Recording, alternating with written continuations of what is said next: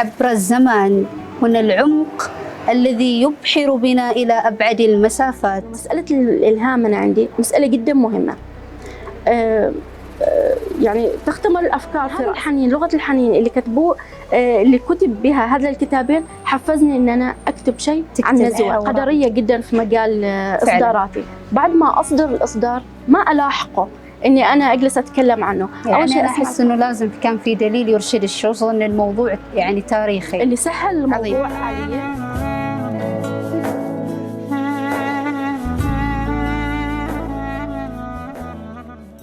سفر عبر الزمان هنا العمق الذي يبحر بنا إلى أبعد المسافات، مزيج بين السفر إلى المستقبل والسفر إلى الماضي لنفك شفرة التاريخ ولنصنع لأنفسنا تاريخ يقرأ. كاتبة من وحي الخيال نسافر بها بين رفوف عناوين لنخوض معا عمق التاريخ مع حوراء نزوة، مع الكاتبة القديرة فوزية الفهدي. أهلا وسهلا فوزية. مرحبا بك عزيزتي أشواق، وشكرا على هذه الاستضافة، وشكرا لفريق العمل فريق عناوين برنامجكم في أولى حلقاتكم، وأتمنى لكم التوفيق. ونحن الآن من هذا المكان من هذا المنظر الجميل جدا أتمنى أنه نتحاور نسجل حوار أسطوري جدا عن حوراء نزوة إن شاء الله. بداية الحديث حدثيني عن الفتيل الذي أشعل في رأسك لتكتبي عن حوراء نزوة، ولماذا أسميتها بحوراء نزوة؟ من خلال تجربتي في الكتابة المتتبع لسلسلة إصداراتي، بدأت أنا بقصص الأطفال، فكانت عندي توجه أن أنا بين كل إصدار والآخر يكون في نقلة. جميل. يعني ما أكرر نفس الإصدارات فعلا. فكانت عندي تجارب عديدة في كتابة قصص الأطفال، ثم رسم قصص الأطفال، خضت تجربة كتابة رواية خيال قوية ما بين من قصص الأطفال إلى قصص تاريخية. أيوة، يسألنا عن هذه النقطة. رواية خيال علمي، رواية لليافعين، الجانب الآخر للحكاية، رواية للكبار ممكن نعتبرها. النقل الأهم إني خضت تجربة إني أكتب كتاب بحثي عن صناعة المبدعين. من بعد صناعة المبدعين لازم أقفز قفزة تكون بعد كبيرة. قفزتي قفزة قوية. حبيت إني أهدي حاجة لإصدار مهم للمكان اللي ولدت فيه نزوة، يتكلم عن تاريخ المكان، يعطيك نبذة عنه، هوية المكان، تاريخه، الأماكن الأثرية. والحقيقة أكثر ما شجعني إن أنا أكتب عن حوراء نزوة إني في هذه الفترة قرأت عن إصدارين، قرأت كتابين لكتاب عمانيين، واحد كتاب بروة استدعاء مطرح.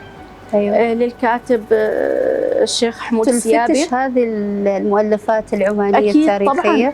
تستهدف الكتاب العمانيين. فعلا عندي توجه أن أنا أقرأ ما بين أن أقرأ الكتب العالمية والأدب العالمي، لكن لهم مساحة خاصة منه. أيوة أكيد. عظيم. أكيد. جميل.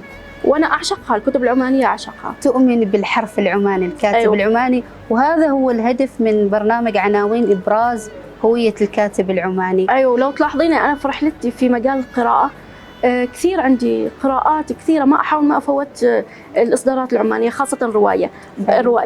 خليني أكمل لك. قرأت بروة استدعاء مطرح للشيخ حمود السيابي الكاتب. وقرأت نوستالجيا صورية. كان عميق الكتاب، أنا اطلعت عليه، عميق فعلا جدا كان. مكتوب بلغة حنين عميقة. يعني جدا. كذلك قرأت منها أنت في رواية لغة الحنين. سنتطرق له لاحقا. هو كذا نفس الثيمة. ولو قرأتي كتاب نوستالجيا صورية نفس الشيء، مكتوبة بلغة حنين. أنا هذا الحنين، لغة الحنين اللي كتبوه اللي كتب بها هذا الكتابين حفزني إن أنا أكتب شيء عن نزوة. حوراء نزوة. لماذا أسميتها حوراء نزوة؟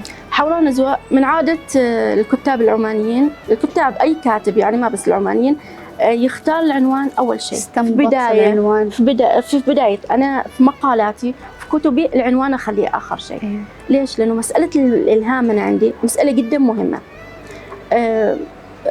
يعني تختمر الأفكار في رأسك، من ثم اطلع بفكرة مهمة، فكرة جديدة. ففكرة أن أنا أسميها روايتي حوراء نزوة في البداية ما كان شيء وارد أبدا، أو إني ألتفت إلى جبل حوراء، بس كشعلة إلهام.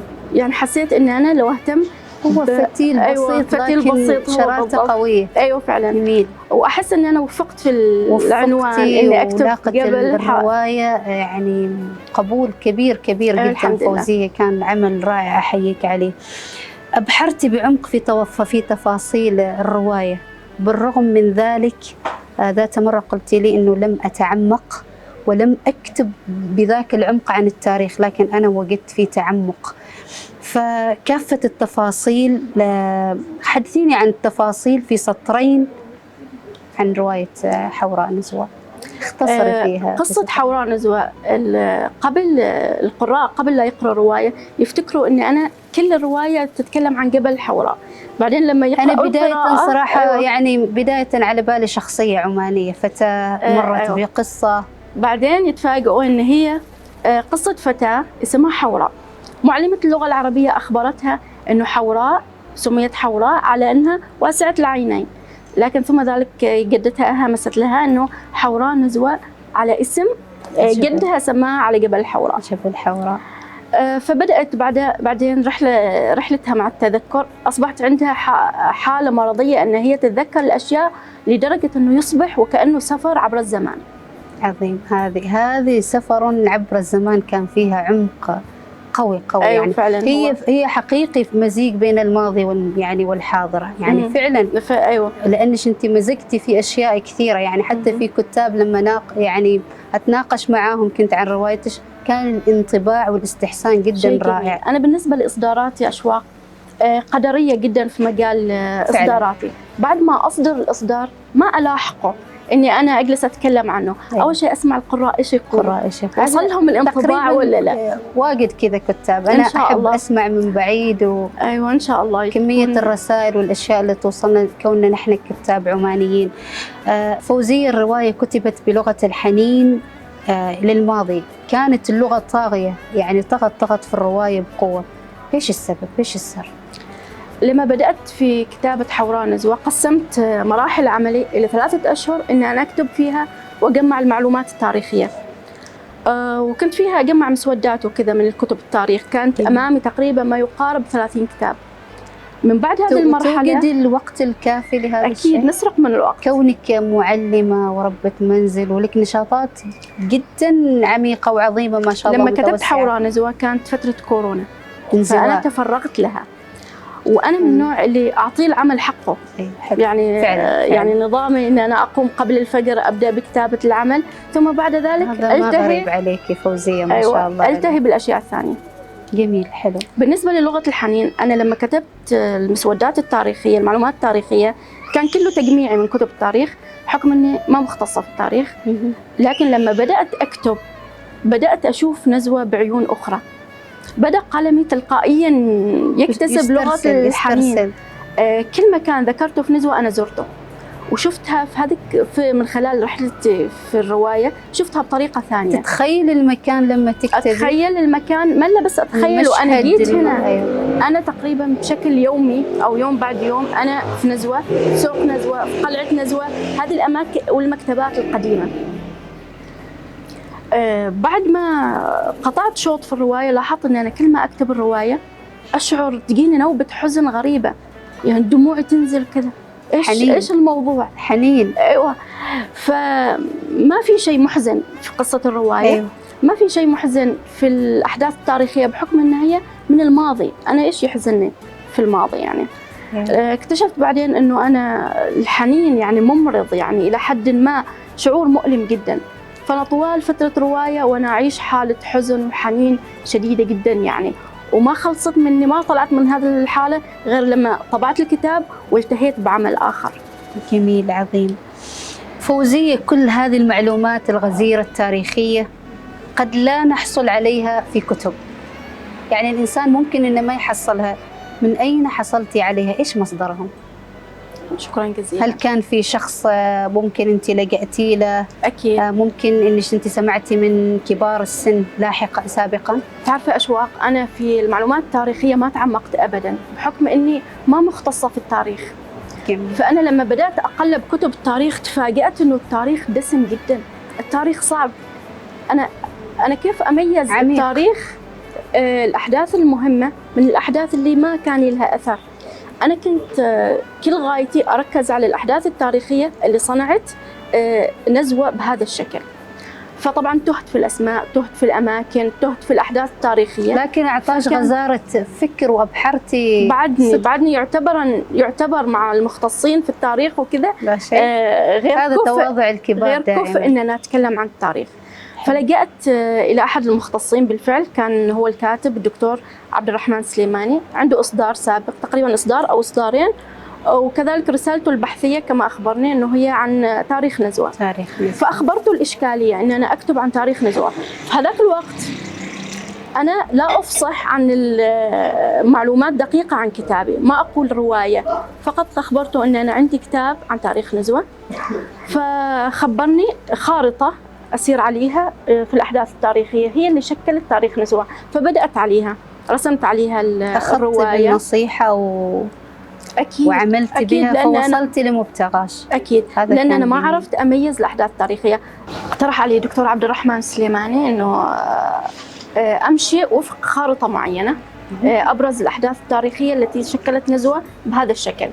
طبعا احنا نعرف أنه أي منطقة أو أي شخص لماذا يظهر بهذه الصورة؟ نتيجة لأحداث الماضي هي تشكله بهذه الطريقة. أنت يعني مشيتي على هذه الأحداث، وبدون هذه الخارطة وبدون هذه النقاط كنت ممكن إني أتوه يعني فعلا. في هو لازم يعني أنا أحس إنه لازم كان في دليل يرشد الشخص إن الموضوع يعني تاريخي. اللي سهل الموضوع علي أشواق، عندنا في نزوة موسوعة السلوى، تاريخ نزوة كامل بثيمتها التاريخية والحضارية والأماكن الأثرية، مجموعة كامل في موسوعة السلوى تقريبا، بس عشان ما أنسى تقريبا 5 مجلدات للشيخ محمد السيفي، فساعدني كثير يعني. أعطيني كتاب حوراء نزوة. حدثيني عن فكرة الغلاف، ليش استخدمت اللبس العماني ومزجتي هنا الجبل والشيلة العمانية؟ فكرة الغلاف تعبر عن حكاية الرواية بالضبط.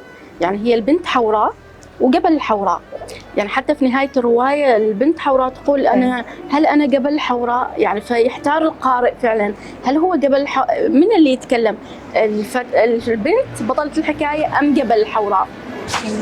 بالنسبة لفكرة الغلاف جدا طريفة، يعني في قصة طريفة إن أنا تواصلت مع المصور المعروف سامي الهنائي، تعود إنه يقدم ثيمة التاريخ بطريقة راقية جدا. جميل. فأخبرته، سويت له مقطع صوتي طويل جدا بقصة الرواية، شرحتي له التفاصيل فطلع بالشيء اللي أنت تريديه، تفاصيل الرواية مثل ما أنا أريد. جميل.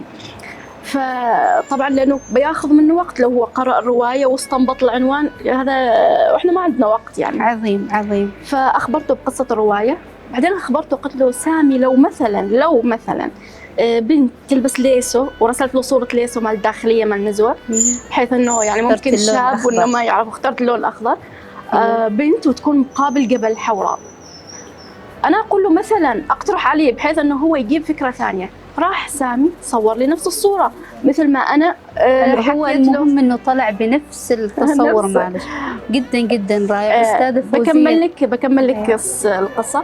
أخبرته سامي إن أنا خبرتك مثلا، يعني هذا مثال، يعني أنت معناته تجيب لي طريقة صورة بانورامية يعني أفضل. قال لي أنا ما وجدت أجمل من هذه الطريقة. جميل. فرد أقنعني. جميل. فأنا كنت أريد صورة ثانية فرد أقنعني. أيوة. المصمم هذا ناجح. من ضمن الأشياء صور لي جبل الحوراء من جانب سعال، فكان ما ممكن لأنه ما مميز، فاقترحت عليه أنه هو يصور لي القمم التاجية لجبل الحوراء. جميل. مثل ما ذكرتها كتب التاريخ لما كان زمن الاستعمار البريطاني يسميها كوين هيل. ومثل ما خبرتك ما نتعمق كثير في الوسائل التاريخية. التفاصيل. أيوة. فوزية، في نهاية هذا البرنامج كلمة أخيرة لبرنامج عناوين توجهيها لطاقم البرنامج، للقراء، للكتاب العمانية. بصراحة أشكرك على هذه الدعوة والاستضافة، برغم أنك أنت خبرتيني من فترة طويلة بس بسبب انشغالاتي وأنا تعمدت أستفتح البرنامج بك. إن شاء الله تكون فاتحة خير بإذن الله. برنامجكم جدا إن شاء الله أتمنى له التوفيق، هو ينجح بكم يعني أنتم إن شاء الله تعرفي أشواق مثل هذا البرنامج وإن بدأ ظاهريا أنه هو لقاء وحوار مع كاتب مع قارئ، إلا أنه في الحقيقة أنه مثل هذه الأشياء تحقق أشياء أعمق. أيوة. أشياء أعمق يعني مداها طويل، مداها أيوة. طويل فعلا. أنا أفكر أنه يكون بصمتها يعني دائما ما ننظر في الكيف، إنما يعني إيش مدى العمق والبصمة اللي يتركها هذا فعلا فعلا عزيزتي أشواق، وأشكرك مرة ثانية. في نهاية البرنامج لا يسعني إلا أن أشكر الكاتبة القديرة فوزية الفهدي، إلى أن نلقاكم في حلقة قادمة بإذن الله تعالى.